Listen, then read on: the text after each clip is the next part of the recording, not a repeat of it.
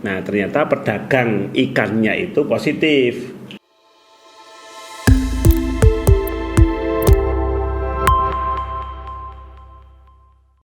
Oke, selamat datang kembali di Angkringan Jogja, media jagongan warga Partai Gelora Yogyakarta.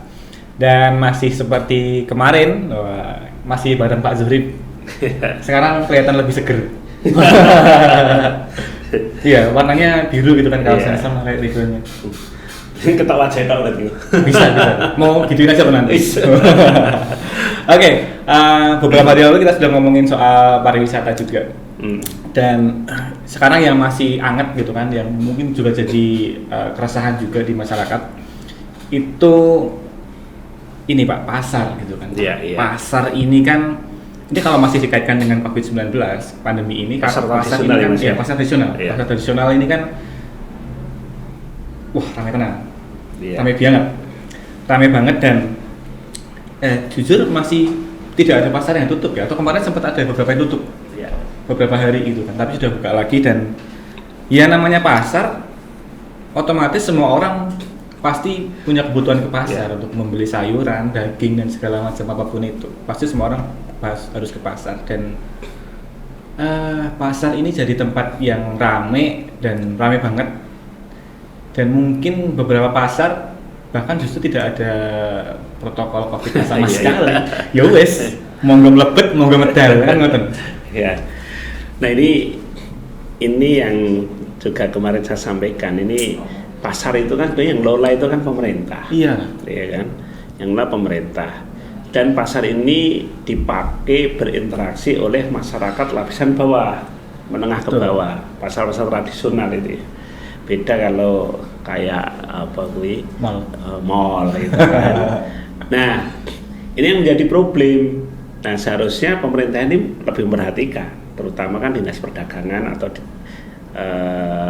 yang membawai pasar-pasar tradisional, baik itu di kota, Bantul, Sleman, Gunung Kidul, Kulon Progo, ya kan.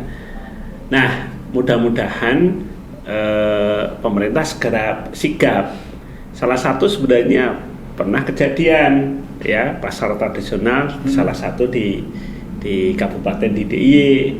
Nah, ternyata pedagang ikannya itu positif COVID itu kan. Pedagang ikan ini ikannya ini sebenarnya orang warga Jogja, cuma dia kan bepergian ngambil ikan di luar Jogja gitu di kan. Jogja, nah, kelihatannya dari sanalah pembawa dan ternyata juga memberikan penularan kepada keluarganya.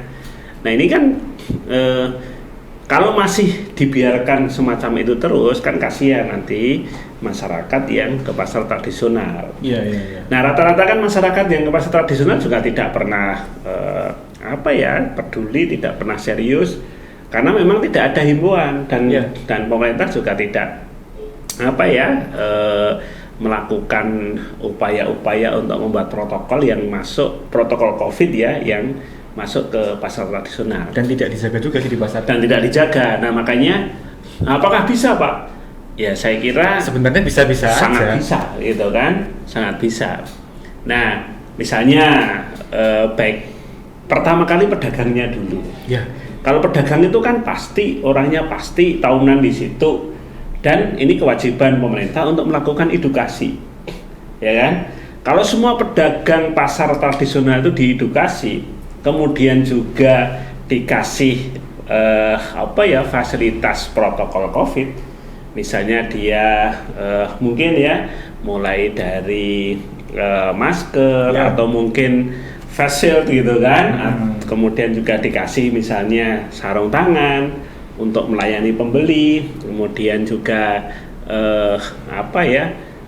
paham kalau orang datang, tolonglah bisa pakai masker. Kalau enggak ya dikasih, nanti orang yang datang mau membeli dikasih masker gitu kan.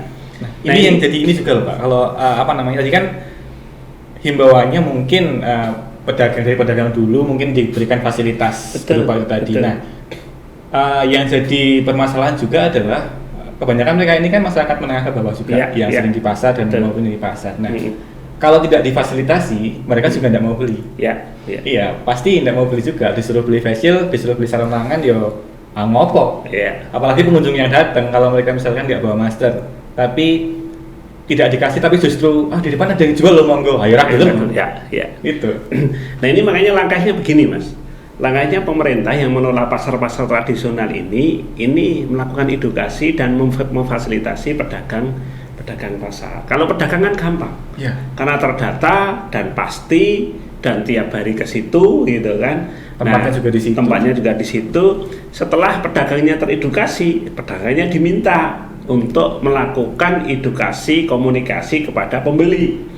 Itu lebih mudah daripada semua pembeli diedukasi gimana gitu kan. Mending kan pemerintah melakukan edukasi pedagangnya nanti juga akan perlahan-lahan dengan pendekatan kultural, pendekatan ala pedagang dan pembeli, saya kira jauh lebih efektif gitu. Betul. Nah ini yang saya melihat kok belum sungguh-sungguh dilakukan. Nah misalnya kita melihat ya contoh pasar tradisional di kota gede ini kan setiap hari penuh. Giwangan itu penuh. Kan. Ya uyuk-uyukan itu kan. Iya benar. Nah, kalau misalnya kemarin Pak Gubernur marah terhadap gowes yang uyuk-uyukan ini tiap hari di pedagang pasar dengan pembeli tradisional kan. Nah, kenapa kok juga tidak diingatkan nih kepala dinas perdagangannya untuk melakukan upaya itu? Kalau pedagang dimarahi kan juga tidak pas. Diingatkan lebih baik. Tetapi tadi diedukasi, difasilitasi. Gitu kan. Wah itu akan jauh lebih ke fasilitas yang harus diberikan kepada para pedagang itu sih. Iya. Dan itu tugasnya pemerintah. Tugasnya pemerintah. Dan memang ini sih Pak, kalau sama-sama pasar nih kan, pasar tradisional maupun pasar yang non tradisional, artinya mall dan segala macam. Iya mereka sudah menerapkan protokol itu, karena satu pintu keluar masuk. Dan sebenarnya pasar saya rasa juga pasti bisa dibuat satu pintu keluar masuk dimanapun pasar. Mungkin gini, kalau pasar tradisional satu pintu ini agak rumit mas. 2 pintu berarti? Iya. Karena biasanya kan pedagang meluber di jalanan. Beberapa pasar ya yang di jalan-jalan sih. Kalau saya melihat misalnya mulai kecuali misalnya pasar Ngipik yang baru gitu kan, itu satu pintu. Kalau pasar kota gede tidak bisa karena pedagangnya ada di jalan. Kalau misalnya pasar Giwangan malah motornya masuk langsung ke pedagang. Malah banyak pintunya gitu kan. Agak sulit kecuali kalau dipaksa untuk satu pintu ya bisa, tapi ini saya kira lebih repot. Mending pemerintah itu melakukan edukasi pada pedagang, kan? Bukan pengunjung.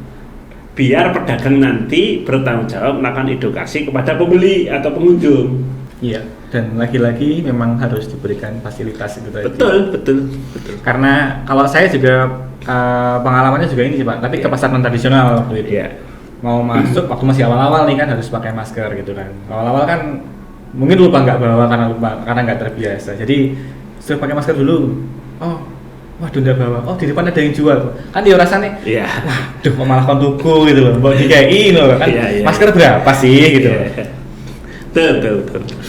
Oke, mungkin itu dulu ya misalnya soal pasar tradisional dan saya rasa kembali lagi himbauan kepada pemerintah itu lebih untuk memberikan edukasi kepada pedagang dan juga yang pasti memfasilitasi tadi Pak ya, supaya nanti biar pedagang ini memberikan edukasi sendiri kepada para pembeli begitu. Oke. Sampai di sini dulu perjumpaan kita sama Pak Zurif. Nanti kita kembali di sesi berikutnya. Sampai jumpa.